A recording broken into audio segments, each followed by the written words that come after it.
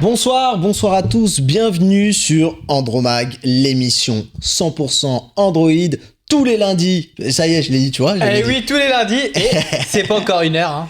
Voilà, donc c'est pas une heure, non, c'est une bonne demi-heure, et on va en profiter pour parler de plein de choses qu'on a sur la table. Je vais en profiter pour faire vite fait une petite rediff sur le Wiko, parce qu'on avait été un peu rapide. On a encore un petit peu de mal à gérer ce timing, donc on va essayer d'apprendre gentiment. On vous remercie de votre indulgence. Mais j'ai d'abord envie de saluer mes amis. Salut Jason, ça va, mon acolyte? Salut Mathieu, oui ça va. T'as passé team. une bonne semaine? Pas trop difficile? Non, ça va. Ça va, avec ce long week-end, on est plutôt bien. Ouais, oui. Voilà.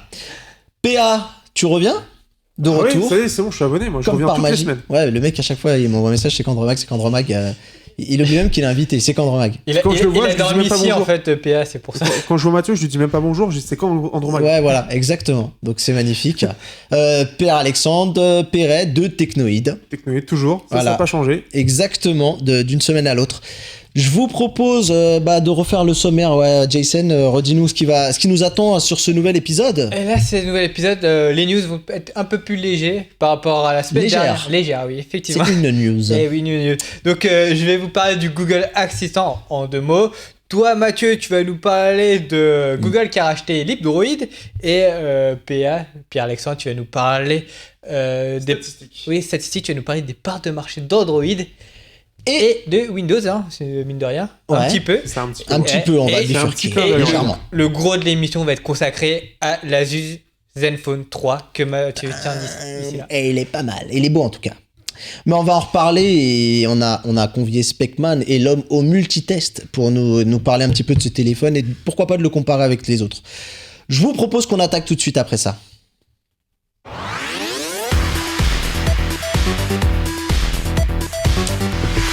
Bon, je dois faire mon mea culpa. On va un petit peu vite sur la fin. On bâcle un petit peu la fin. On bâcle pas vraiment, mais on accélère. C'est un peu Fast and Furious. On a un diesel et après on atteint une vitesse de pointe. Donc je commence à perdre du temps. On va parler rapidement du Wiko sur les choses qu'on voulait dire. Alors, moi, il y a des choses que j'ai bien aimées sur ce téléphone. Il réagit plutôt bien.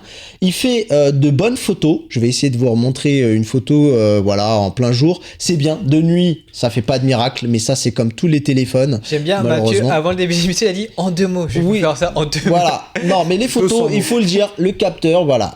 J'avais mis la dernière fois la photo, je l'avais préparée. Bon, là, je vous la montre comme ça. C'est plutôt bien, c'est plutôt propre, c'est plutôt détaillé. Je vais même pas zoomer parce que sinon on voit les plaques d'immatriculation. On va éviter. Non, là, au niveau des photos, les couleurs sont respectées, c'est plutôt propre. Mais tu m'avais dit qu'il y avait une petite déception, c'était au niveau du GPS de ce téléphone. Voilà, moi, le GPS, alors, il a du mal à fixer le point, même si c'est pas catastrophique, hein, ça prend 30 bonnes secondes, voire un petit peu plus. Ouais, et en fait, le problème, c'est que dès que tu passes dans un tunnel, le mec est perdu. Tu dis GPS, trouve-moi. Non, je suis perdu. Non, je suis toujours dans le tunnel. Moi, je suis perdu. Donc voilà, c'est vraiment une de mes frustrations sur ce téléphone. Voilà. Et comme je le disais la dernière fois, c'est la réactivité de l'écran qui, des fois, quand je joue à Clash Royale, j'ai perdu quelques parties à cause de ce téléphone. Je l'ai dit avec le sourire. Hein. Et puis sinon, voilà, je pense que j'ai un petit peu tout dit. La caméra avant, Juste voilà. Pour répondre à un tweet, on nous avait demandé une alternative à ce téléphone. Ouais. Dans la même gamme de prix. Pierre-Alexandre. Il y a par exemple le Zenfone Max, il y a le Honor 5C. Ouais. Et le Moto G4. G4. Voilà, qui est pas trop mal. Je pense qu'on a un petit peu tout dit. La 3 Go de RAM, je l'avais pas dit, je le redis. Voilà, on a un petit peu fait le tour pour ce Wiko. Jason, les news. Les news, du coup, on va parler de Google Assistant. Oui, donc, on en a déjà beaucoup parlé. Ouais, mais il se passe un truc qui est intéressant quand même. Et oui, il y aura prochainement une mise à jour qui va permettre de profiter de cet assistant en français. Donc du coup, pour nos amis français ou espagnol, tiens d'ailleurs. Oui, c'est vrai. En Louisiane, parce que pour le moment, il n'est pas disponible en France, mais en tout cas, pour nos amis francophones. Mais c'est quoi le but dans tout ça? Qu'est-ce qu'on peut rêver? Qu'est-ce qu'on peut espérer? On peut espérer pouvoir avoir une localisation du Google Pixel en France. Non, c'est pas ça. Ah oui. Localisation. Ah, d'accord. J'ai tellement rien compris à la phrase what the fuck. Disponibilité du téléphone. Très bien. Là, c'est complètement mieux. En fait, on peut s'attendre peut-être à ce que les pixels arrivent en France à un moment ou un autre. En tout cas, on peut déjà l'acheter en Allemagne. Et peut-être aussi Google Home. Oui, c'est vrai. Ouais, mais moi après, je parlerai c'est un pas produit sur de Google. niche Ouais, voilà. qui pourrait ne pas. Messieurs, voilà. Oui, c'est vrai. L'heure tourne. Donc voilà, on espère voir les pixels arriver grâce à Google Assistant qui arrive en français. C'est beau, c'est dit. Alors, moi, je vais vous parler d'une news qui est toute fraîche. Google, alors, on a dit rachète.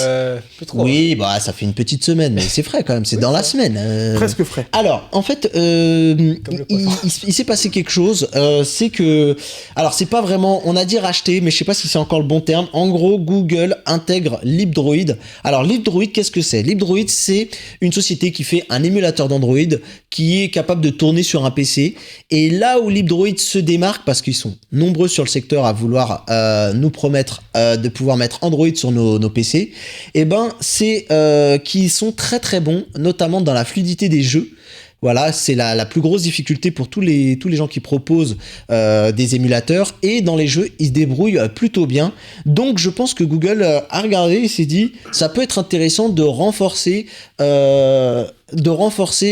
cette possibilité. Pourquoi? Parce qu'on le sait, il y a un rapprochement entre Google Chrome et donc Android qui commence à se fusionner, puisqu'on a vu lors de la Google I.O., je crois, si je dis pas de bêtises, voilà, que il y avait le Play Store qui était disponible sur Google Chrome. Ouais, et donc c'est pas anodin. Alors en fait, il y a deux les CEO qui sont Wan Ren et Ruong Liu. Alors ma famille est chinoise, c'est un scandaleux l'accent que je viens de faire. Alors, et ils ont dit qu'ils étaient ravis d'intégrer Google, et en tout cas ils disaient qu'ils étaient aussi ravis de permettre à Google de renforcer ses compétences. Pour le moment, LibDroid, pour les utilisateurs, c'est toujours accessible, vous pouvez toujours l'utiliser. Si vous avez envie de voir à quoi ça ressemble, allez-y, faites-vous plaisir. Mais pour l'instant, le développement est arrêté, vu que maintenant ils intègrent Google, et en tout cas ils nous ont fait un teasing de malade, c'est qu'ils nous ont dit: on est très excités par vous montrer ce qu'on a commencé à faire avec Google. Donc, on espère rapidement avoir du neuf sur peut-être l'arrivée d'Android sur des environnements dits non natifs, c'est-à-dire qui sont pas faits pour le tactile. Parce que c'est ça, en fait, la difficulté, c'est quand tu mets Android sur un PC avec une souris, c'est pas très ergonomique, oui, c'est vrai. Et c'est pas très naturel, en fait. Oui, moi, j'ai pensé pour du tactile, voilà. Android, hein, pas sur... je sais qu'il y a même des applications qui réagissent plutôt mal aux souris. Voilà, exactement. Et là, l'idée, c'est, avec cette intégration, c'est aussi d'aider les développeurs d'applications à passer ce cap et pouvoir, pourquoi pas, avoir un univers à la Microsoft, tout unifié, du PC aux tablettes ou aux smartphones. Voilà ce qu'on pouvait dire. C'est une affaire qui a pas l'air comme ça, hein, qui mine de rien passe inaperçue, mais à mon avis, on va réentendre parler de cette histoire très bientôt. Pierre-Alexandre, tu vas nous parler de sondage. Alors non, c'est pas sondage, en fait, ça va être de statistiques, exactement. Dis-nous tout. Par rapport à Android, donc côté smartphone, on est sur une statistique qui est quand même assez impressionnante, puisqu'au troisième trimestre, nous sommes à 87,5% de smartphones Android dans le monde. Oh, c'est qui la team Droid, les balaises? C'est qui qui a fait cette étude? C'est Strategy Analytics, donc juste pour la partie troisième trimestre 2016, alors qu'il y a en plus de ça 6% de téléphones vendus par an, en plus par rapport à l'année dernière. Et que, en plus de ça, donc là où ça a augmenté de 10,3% en une année pour Android, et là, Apple, lui, a perdu 5%. Oh, Team Android en force! Et à savoir que BlackBerry et Windows Phone représentent 0,3% du marché. C'est symbolique, quoi. Et là, j'attends juste nos petits copains de Shywick. Un petit commentaire, on vous attend. Je crois que là, Benji, il va couper le micro pour toi. Ah oui. On va plus t'entendre. Alors, deuxième statistique. Vas-y. Côté tablette, par contre, c'est un peu moins bien côté Android. Ah. Puisque là, par contre, c'est plus Windows avec le côté hybride, justement, avec le clavier 2 en 1 qui perce le marché, qui est en train, justement, tout est en train de changer. Et on est sur une chute de moins 17% pour les parts de marché d'Android. Le seul acteur qui arrive pour l'instant à se démarquer, c'est Amazon, qui fait plus 119% avec sa tablette Fire, qui est à $49. Ils vendent ça, ouais, $49. Ils vendent ça, voilà. Les mecs, ils vont les mettre dans les boîtes de cornflakes. Voilà. Et le pire, en fait, celui qui a le plus perdu, c'est moins de 5% de céréales, pardon. Ah oui, bah Samsung avec le Note 7, c'est un peu fatal aussi. Mais ça, c'est les tablettes. Oui, mais ça, c'est les tablettes, monsieur Jason. On parle des tablettes. C'est surtout les hybrides, en fait, qui ont fait que ça a relancé Windows sur les tablettes. Donc, du coup, les hybrides, ils comptent aussi les PC portables qui ont juste un écran tactile. Tout pas ce qui est Surface. Voilà, c'est ce qu'il y a avec donc Surface, c'est vraiment ce qui s'enlève, en fait. Qui s'enlève avec un clavier. Non, parce que tu as des PC portables qui n'a pas l'écran qui s'enlève, mais qui a un écran tactile. Oui, non, là je pense qu'on parle du 2 en 1, de l'hybride, ouais. Exactement. C'est un marché qui est prometteur. On l'a vu d'ailleurs au Mobile World Congress, Huawei, qui était complètement absent du marché des PC, s'est lancé justement dans l'aventure parce que il y a quelque chose à faire. Et la légende raconte que leurs tablettes sous Windows sont dans un placard quelque part. Ouais, écoute, moi, parce qu'elle n'est pas encore arrivée, je crois. Ils ont des petits soucis pour la sortir. Ils nous ont dit il y a longtemps, on attend la mise à jour. Non, Windows. mais ouais, il y a des. Pardon. Huawei. Il y a des petits soucis pour la sortir, mais regarde, si tu regardes dans le petit tableau qu'on a, Huawei, c'est 14% du marché. Ouais. Oui, parce que aussi, ils commencent à se lancer sur Windows. Mais même par rapport à moi qui suis fanboy Android quand même, d'un côté, côté tablette, force est de constater, je préfère Windows, quoi. C'est quand même plus pratique. Moi aussi. Le côté clavier, le côté justement, on peut s'en servir comme un PC classique, comme une tablette. Voilà, Android, largement c'est mieux. vraiment du consommation de médias en fait. C'est du consommation de médias et c'est vraiment du full tactile. Voilà. Et alors que l'autre, tu te Avec sens tout de suite Windows, en mode productivité, il y a quoi. de la productivité. Tu sens. Moi, les émissions, je les prépare sur ma tablette Windows. Et là, tu vois, j'ai repris ma Mi Pad. C'est pas un iPad mini, pour ceux qui se poseraient la question. C'est un Mi Pad qui est sous Android. C'est juste pour lire les tweets. C'est un format plus compact. Voilou. C'est pas mal tout ça. Ouais, voilà. D'un côté, c'est un peu mieux côté smartphone. Android, ils ont tout écrasé. Par contre, avoir niveau tablette, tout ne va ça pas si fluctue mal pas chez mal. Microsoft au final. C'est ça la bonne nouvelle. Voilà, ils ont les tablettes. Par contre, les smartphones, ils ont au moins les hybrides 2 en 1 pour eux, c'est une bonne chose. C'est leur marché en fait qui évolue, le marché PC qui évolue. Non mais c'était pas gagné parce que nos amis de Chadwick en parlent souvent. Il y a une vraie différence de philosophie entre la vision d'Apple dans le monde du PC, on l'a vu dans les dernières annonces, et la vision de Microsoft. Microsoft, ils veulent qu'on pose nos doigts sur le tactile, ils veulent qu'on touche les écrans, qu'on mette plein de traces. Et alors que chez Apple, non, ça c'est l'écran, c'est sacré, tu touches pas. Ouais, mais bon, en tout cas, le truc c'est que Apple, ça a beau être sacré, mais au niveau tablette, côté tactile, moins 6%. Ouais, là l'iPad a un net recul, mais bon après il y a peut-être des choses qui s'expliquent comme ça coûte cher, donc on renouvelle moins. Ouais, le renouvellement du parc pourrait jouer. Bon, écoutez, je pense qu'on a un petit peu tout dit sur le sujet. On va pouvoir faire une petite transition, en tout cas, pour vite parler du Zenfone 3.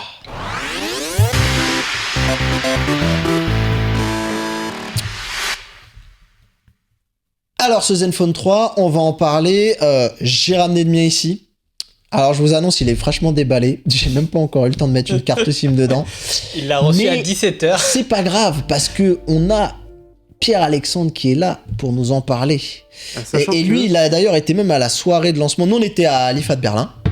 On l'a vu là-bas. On l'a pas trop calculé, on va être honnête. On a vu d'autres produits. On a vu d'autres produits sur notre chaîne Rester Connecté parce qu'on voulait pas faire que du smartphone. Donc on l'a un petit peu pas trop regardé, mais on l'a maintenant pour le tester. Et Pierre-Alexandre, par contre, lui, il était à la soirée de lancement à Paris. C'est ça, ouais. Donc la soirée de lancement, ils nous l'ont remis en plus. Donc ce qui est bien, on le garde. Et ce qui est bien, je vais pouvoir faire un suivi. C'est dans le Asus aime bien donner les téléphones. Ouais, donc si vous voulez suivre le Zen Evolution. La Zen Evolution. Voilà, du coup, ça fait combien de temps que tu l'as ? Mais je sais plus quand est-ce que j'y suis allé. Ça fait quand même un bon moment. Ouais, ça fait un moment. Ça fait plus d'un mois, c'est sûr. On venait à peine de rentrer de Berlin, ils ont fait la truc genre 2 semaines après. C'était un truc ça doit être à peu près ça, j'ai plus du tout en tête. Et c'est un téléphone, alors moi avec Asus au départ, j'étais pas très pote. Ouais. Je m'attendais pas à ce qu'ils m'invitent d'ailleurs, donc c'est quand même quelque chose d'assez positif. Enfin, t'étais pas très pote. Disons que t'avais un avis un peu négatif sur les produits que t'as testés, voilà, le Zenfone 2, le Zenfone Selfie. Voilà, les deux, je les ai pas appréciés par rapport aux finitions, globalement. Tiens, tu tombes bien, et on va juste parler des finitions. C'est ça déjà, il y a chouette. une évolution qui est assez impressionnante là-dessus. Une Zen Evolution. Tu vas pas lâcher ce mot-là. Alors, c'est comme les Schtroumpfs, mais avec Zen en fait. Voilà, Zen partout. Voilà, il y a du Zen partout. Il y a une sacrée évolution sur plusieurs points, et notamment les points en fait où je les mettais en défaut. Donc ça, c'est quand même agréable. Ils ont un capteur d'empreinte qui est super rapide. Mais déjà, on peut parler du verre et du métal. Voilà. Oui, du métal, avant de parler des caractéristiques, parle du design. Non, mais le verre et le métal, déjà, c'est une très bonne approche, sachant qu'on est sur un appareil qui est quand même milieu de gamme haut. C'est l'entrée du haut de gamme, en fait, à 400 €. Voilà. L'entrée du haut de gamme. Il se place face au Honor 8 qui est aussi en verre. Voilà, si on regarde, moi, je vais vous montrer mon... Il y a différents coloris. Toi, t'as le blanc, Mathieu, lui, il a le bleu. Tu peux montrer le tien, d'ailleurs ? Ouais, déjà, ce qu'il faut savoir, je peux les mettre... Là, on a les deux variantes du Zenfone 3 normal, parce qu'il faut savoir qu'il y a plein de versions. Ouais. On a la version en blanc 5.2 et la version en noir 5.5. La différence qui se fait entre les deux, c'est 20 €. C'est pas le même. Il y en a un qui est à 380 €, l'autre à 400. Et la différence, celui en 5.2, il est à 2650 mAh et l'autre en 5.5 est à 3000 mAh. D'accord. Si on regarde, par exemple, je prends un S7, voilà. Alors, T'as pas honte, hein. Non, il est bien fini. Alors par contre, il y a des petites choses. Si tu regardes au niveau des antennes, tu sens que c'est moins. C'est pas en fait, c'est pas quelque chose. C'est pas une espèce de peinture. On sent que l'autre, on a l'impression que c'est un espèce de liseré qu'on a posé, alors que l'autre, là, c'est ça le plastique qui dépasse. ressort en fait. Ça dépasse un petit peu. Voilà, c'est une petite. C'est des petits détails, mais.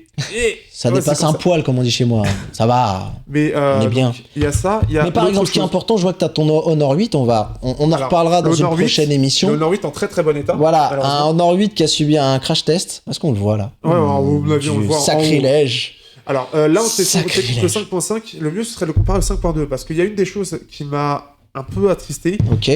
C'est l'encombrement des deux appareils. Ça se sent déjà en main.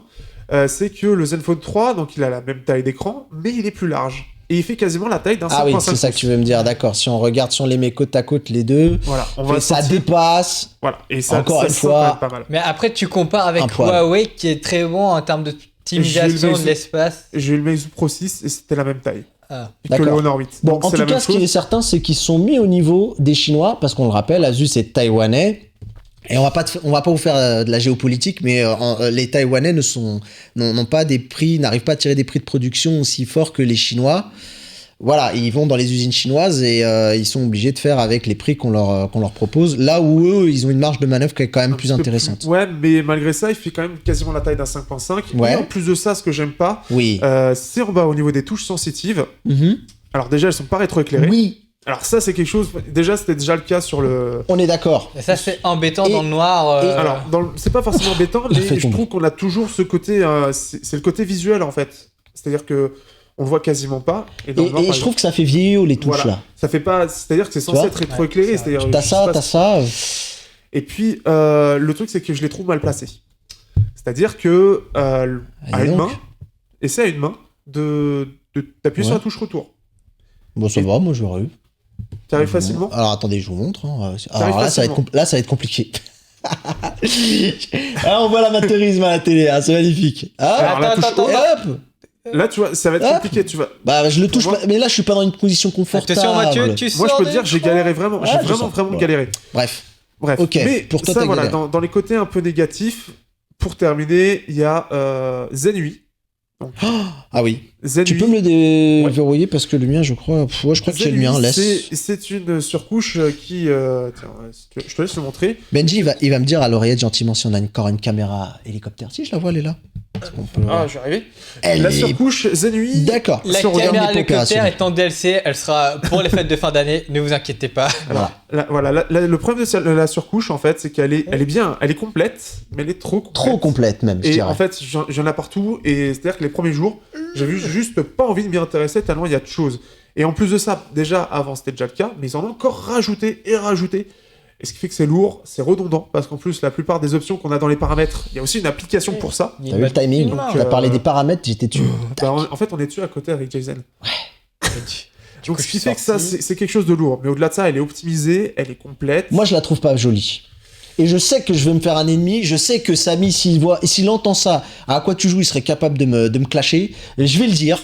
Moi, j'aime pas. Il y en a beaucoup qui aiment pas. Voilà. Et ce que je reproche à Asus, ce qui est vraiment triste, c'est qu'ils ont fait l'inverse, par exemple. On va dire qu'on parle tout le temps de Huawei, mais c'est la vérité. Huawei, je trouve que leur interface, elle est pas bien, mais elle s'améliore. Tu vois, ils ont appris à épurer. On va parler même de TouchWiz. TouchWiz, pareil. TouchWiz, c'est le contraire. C'est exactement. En fait, ils font exactement le contraire de TouchWiz. Parce qu'il faut savoir qu'Asus, les premiers produits, moi j'en ai eu, et c'est de l'Android épuré. C'était magnifique. Les mises à jour, ça allait vite parce que il y avait quasiment rien. Ils avaient rajouté moi, les premiers produits, je suis désolé, moi dans les tablettes, c'était du pur. Et il y avait genre une ou deux applications avec Supernote sur les Asus Transformer. Je parle des tablettes. Parce qu'en termes de mobile, par contre, ils étaient complètement la ramasse en termes de mise à jour. Et là, les mecs, ils ont envie de t'en mettre plein les yeux et dans le mauvais sens, je trouve. Voilà, c'est un peu déçu. Lourd en fait. C'est vraiment lourd. Ok. Par contre, en termes de côté positif. Positif, il y en a des bonnes choses. Alors, le capteur d'empreinte, il est très efficace. Il est aussi efficace que l'Honor 8. Ok. Huawei, il est quand même très très bon. Mais là, je l'ai pas programmé. Mais par exemple, si je le montre. Voilà. Est-ce que tu. Voilà, vas-y, attends, regarde la caméra. Tu as la caméra qui est juste en face de toi. Non, regarde en face de toi. Là. Hop, voilà, comme Attends, ça. c'est bon, vas-y. Ouais, mais montre-le, vas-y, ouais, Non. toc. Bah voilà, Voilà, c'est très rapide. C'est aussi rapide ouais. que l'Honor 8 qui est très très vraiment bien. Ouais, excellent parce que là-dessus. ouais, ils sont forts d'habitude. Donc, hein. là-dessus, c'est quand même une très bonne Chapeau. chose. Le capteur photo est très bon aussi. Bah Benji, s'il veut s'amuser à nous montrer la salve de photos que Pierre-Alexandre nous a rapporté pour voir un petit peu le capteur, Mais c'est très bon. Mais Voilà, aussi, j'ai été vraiment très étonné par rapport à ça, de nuit comme de jour. Bon, toi qui as une flopée là de téléphone autour de toi, tu le Alors, situerais où à peu près si tu devais le il situer. est face au Honor 8. D'accord. Vraiment en termes de qualité globale, il est face au Honor 8, que ce soit de nuit comme de jour. D'accord. Il arrive vraiment à faire de bonnes photos. Il y a une flopée d'options aussi. Il peut filmer en 4K aussi. D'accord. En Full HD en 60 FPS. Mhm. En plus Même de ça, et photos de nuit sont pas photos de nuit, mal. Hein. Là, à ce moment-là, j'avais comparé avec un iPhone 6S Ouais. et carrément plus lumineux que le 6S. Je vois que Benji est en ayant, train d'essayer de te couper le micro aussi. Hein. voilà. Ouais, mais on n'y peut rien, hein, c'est comme ça. Hein. À un moment, Apple, Voilà, ils sont obligés ok. de s'éclipser. Non, mais en photo basse luminosité, là déjà, c'est Mais impressionnant. ouais, c'est c'est- quand même. en tout cas, juste pour vous dire, on nous parle du téléphone, mais on oublie de dire les caractéristiques. Mais non, mais on en parle en même Ah temps. oui, on parle mais- du capteur, donc Le c'est un capteur, capteur 16 mégapixels. Mégapixels, oui. le IMX 298 qu'on retrouve par exemple dans le OnePlus 3. D'accord. C'est le vrai Monsieur Speckman. Ouais, exactement. Donc voilà, donc c'est un capteur qui est quand même assez haut de gamme. Maintenant, il va être remplacé par le 318 et le 398. Mais voilà, c'est. Bon, alors D'accord. là, la photo, elle est un peu. excédée, Ouais, mais bah bon. c'est parce que oui, on a. Mais a voilà, un grand c'est-à-dire que là, en écran. plus de ça, moi, ça éclaire pas beaucoup et il prend vachement de luminosité. Il fait un peu comme le Honor, c'est-à-dire qu'il arrive vachement à rehausser la luminosité Ouais. sans pour autant perdre complètement de détail. Et je vois que les couleurs sont pas trop dénaturées. Non, les couleurs en plus, elles sont fidèles, Elles assez sont fidèles, fidèles. elles sont assez vivantes, etc. Mhm. Donc l'ensemble du capteur est vraiment bon. Donc moi, j'ai vraiment été étonné. De toute façon, c'était un peu la base du téléphone, c'est ce qui était vendu.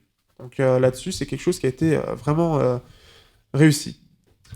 Ok, alors, tu vas Ensuite- nous parler de l'autonomie. L'autonomie, c'était une batterie de 2650 mAh sur la version 5.2 pouces. Et j'étais assez étonné. Alors, on est avec un Snapdragon 625 qui est gravé en 14 nanomètres. Donc, ce qui fait qu'en termes de consommation, c'est pas un téléphone très performant, mais en termes de consommation, c'est vachement.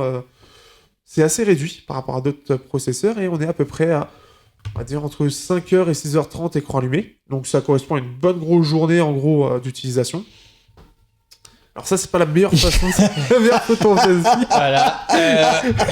Le selfie de Pierre-Alexandre. Alors, J'ai une question, Pierre-Alexandre. Tu dormais ou t'étais arrivé, tu faisais quoi? Raconte-nous l'histoire de cette photo. L'homme qui prend des selfies les yeux fermés, un matin, alors, j'en peux te donner d'autres, mais Au boulot. en clair, en termes de selfie, je sais pas si vous regardez la série Flash, bah voilà, Alors, un des nouveaux hop. personnages de la série. Attends, non, tu sais pas. je ne sais pas où je suis. Ah, Mais- t'es là. Ouais. Voilà. Et en termes de selfie, il est Trop vraiment tard. pas mal non plus. L'eau Bon, t'est c'est pas grave. passé. Oui. Mais je Pierre-Alexandre, en plus, le pire, c'est que j'ai dit à Pierre-Alexandre, Pierre-Alexandre, peux-tu nous passer des photos, s'il te plaît? Et il m'a partagé son dossier. Mais c'est le Il y dossier. avait le seul selfie de Pierre-Alexandre, c'était celui-là. Moi, je me suis dit, bon, La joie de vivre au travail. je me suis dit, est-ce que je le préviens ou pas? Je me suis dit, bon, non, vas-y. La France qui se C'est lève vraiment tôt. fort quand même. Hein. C'est la France qui se lève tôt, c'est magnifique. Ah bah, c'est ça, hein, qui se laisse l'eau et qui se Mais couche c'est tard. parfait pour le bêtisier. Mais c'est magnifique. Là, Ah, bah, qu'est-ce là que je j'ai vois les quelques mecs abonnés, faire là. des captures d'écran, ceux qui nous regardent Voilà. devant leur PC là. Et je vois des mecs faire des photos. Bon, non, mais là, Dédicace putain. à moi-même Très bien. et Nico qui vont prendre. Donc, Voilà. non, mais même en selfie, par contre, j'ai pu tester face au Estate Edge aussi.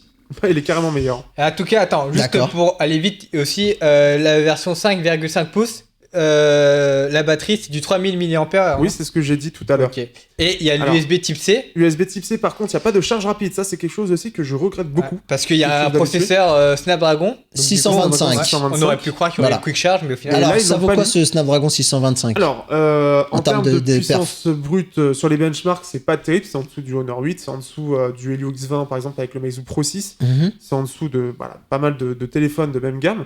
Par contre, il est vraiment rapide. C'est-à-dire que ça, c'est quelque chose qui m'a assez étonné, c'est que malgré les benchmarks, bah, il est vraiment rapide à Oui, il est l'utilisation. fluide à l'usage. Il est fluide, Mhm. les 4 Go de RAM sont là aussi pour aider. Donc en termes d'application aussi multitâche, c'est nickel. Puis il est fin, hein, Donc- 6,16 mm. Je viens de voir là la vidéo parce que j'avais pas. Alors 6,16 mm, il faut faire attention avec Asus parce qu'en termes de marketing, ils sont très bons, mais ils ont tendance beaucoup. Là, les 77% d'écran, rapport écran-appareil, est pas du tout vrai. Hein. Là, sur la version 5.2 pouces, on est à 68%. Après, je vais arrêter de citer des autres marques, mais quand on voit certains qui trichent sur les bezels... Sauf que là, ils c'est bonne guerre. nous donnent réellement des trucs 77%, c'est ce qui est écrit, mais Oui, c'est pas du tout le cas. Donc ça, il faut faire attention par rapport à ça, parce qu'ils ont tendance un petit peu à faire ça. très Ce bien. qu'il y a bien aussi Très avec bien. l'appareil photo, c'est que c'est stabilisé. Très bien, ouais, c'est Réellement, pas mal. c'est du Mhm. OIS et EIS, ce qui fait que les photos, c'est vraiment stable. Ok. C'est un appareil Ok. photo, voilà, sur les plans, Bon, sur pas mal de choses. il est Globalement, t'as aimé? vraiment- Globalement, j'ai aimé, mais C'est un téléphone que tu peux recommander? je peux recommander, mais je trouve que face, par exemple, au Meizu Pro 6 que j'ai eu et au Honor 8, vraiment ceux que j'ai eu, bah, ils sont en dessous, quoi. Enfin, Très il est en bien. dessous, et le Honor 8, j'ai préféré en termes de rendu, en termes de petites choses. La boîte complet, il reste inférieur. Bah après, si vous avez un coup de cœur sur le design, j'ai l'impression qu'il n'y a pas Voilà. non plus un fossé entre les deux. Il y a pas un fossé, voilà. mais on sent la différence. Très et bien. Je préfère, voilà, c'est Ok, c'est un choix d'accord. après, mais un petit Eh peu ben, inférieur. merci Pierre-Alexandre de m'avoir tiré d'affaire parce que je devais présenter ce téléphone et je l'avais pas testé. Donc, merci à toi d'être venu, d'être revenu nous prêter main forte. Jason, Non. merci. Ah bah, je t'en prie, hein. Et puis on vous la dit prochaine, hein. bah, à la semaine prochaine, Ouais. les amis, pour de nouvelles aventures sur Andromag. Bye bye. Ciao. Ciao, ciao.